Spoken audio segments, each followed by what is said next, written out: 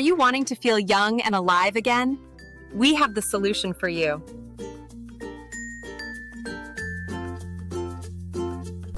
Since I've been taking Adrenochrome, I've never felt more youthful and ready to start the day. Your favorite Hollywood elite can't get enough of it, and neither will you once you get a taste. Fly out to Hollywood and try some today.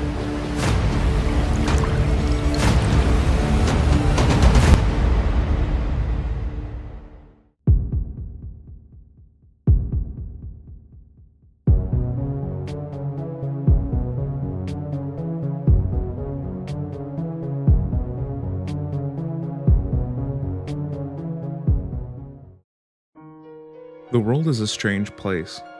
People wake up, make coffee, scroll, post. We live in a loop of content and chaos. 1 second you're watching a funny video that you found online, then a celebrity ad, maybe even a true crime podcaster or two. Maybe you'll even see one of those Nespresso commercials with George Clooney. And it's all harmless, right? But what if it wasn't? What if you started to see patterns? Red shoes, occult symbols, weird interviews. Interviews where celebrities talk about selling their souls. That's when it stops feeling like entertainment and starts to feel like something more. And then you hear a word. A word so strange it sounds made up. A word that feels like it doesn't belong anywhere near reality. Adrenochrome. That's when things get disturbing. Whoa. Let's back this up a bit. What exactly is adrenochrome?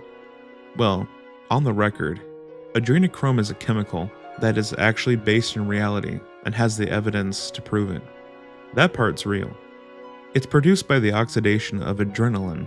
Scientists studied it in the 30s and again in the 50s, thinking it might be linked to schizophrenia or other hallucinations.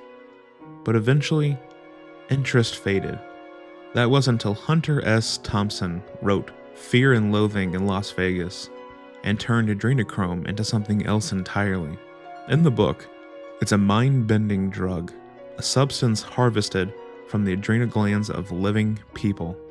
People in fear, people in pain, people in terror. It was more than just a plot device. It was an idea. And for a while, it lived on the fringes, a creepy side note in the underground forums and conspiracy blogs.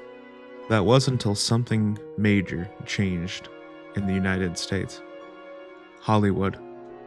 Some people started to notice the imagery. Lady Gaga covered in blood, Katy Perry served as a meal on a human platter. Hell, even recently Doja Cat has went down a very strange satanic pipeline. There have even been weird coincidences with celebrities wearing red shoes, a symbol some people say it's linked to a ritual blood sacrifice. Now, to me that sounds a little crazy, but that was until an award ceremony themed around Babylon gods popped up, or even occult references hiding right in plain sight, and it just keeps getting weirder and weirder. There was even Balenciaga links to the satanic occult, and maybe it's just edgy art, but maybe, just maybe, it's something darker. The theory says this: adrenochrome, when harvested at the peak of terror, becomes powerful, rejuvenating, and can make you look younger. It's a substance that can't be synthesized. It can't be bought. It must be taken from someone that's living. And according to this theory, the people who crave it aren't your average criminals. They're elites, famous, powerful, untouchable. They could be your favorite actor, your favorite author. They could be anyone. And for years, this theory was written off as an internet nonsense kind of theory. And to be fair, it does kind of sound like that on the surface. Just too wild, too extreme for anyone to comprehend. But then the Epstein case happened.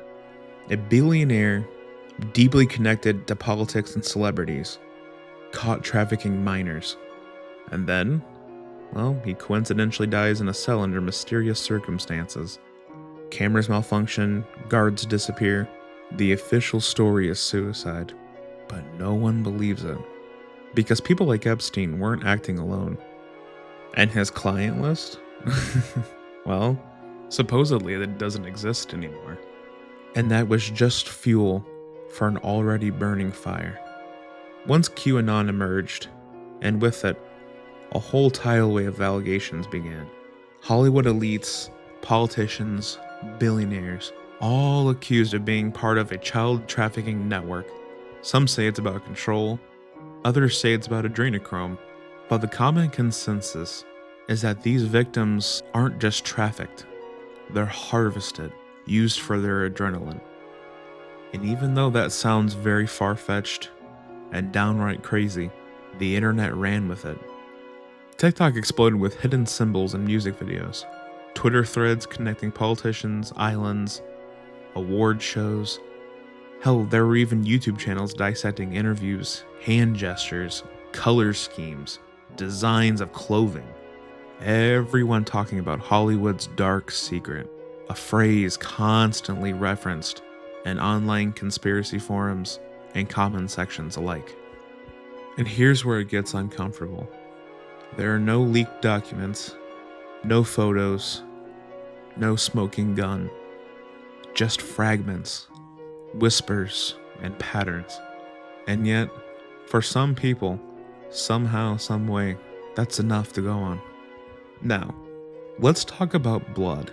Throughout the history of humanity, there has always been an obsession with it. It's the source of life, fear, sacrifice, sometimes even bond.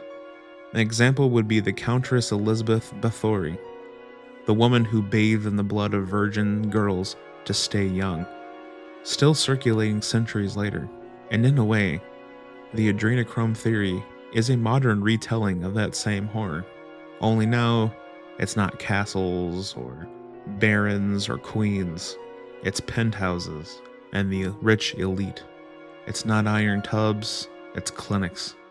And it's not some mythical, scary monster that is told in folklore. It's someone you follow on Instagram. And the scariest part of all of this is you can't prove it, but you also can't disprove it either. We already know the elite lie. They hide their crimes in broad daylight.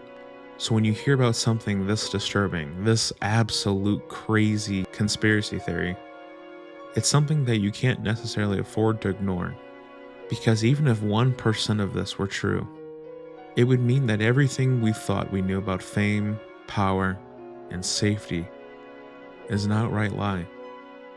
As much as I myself don't necessarily buy into this conspiracy theory, some people will chalk up most conspiracy theories as people are just bored, or it's too insane to believe, or celebrities are just eccentric, and let me tell you, they are.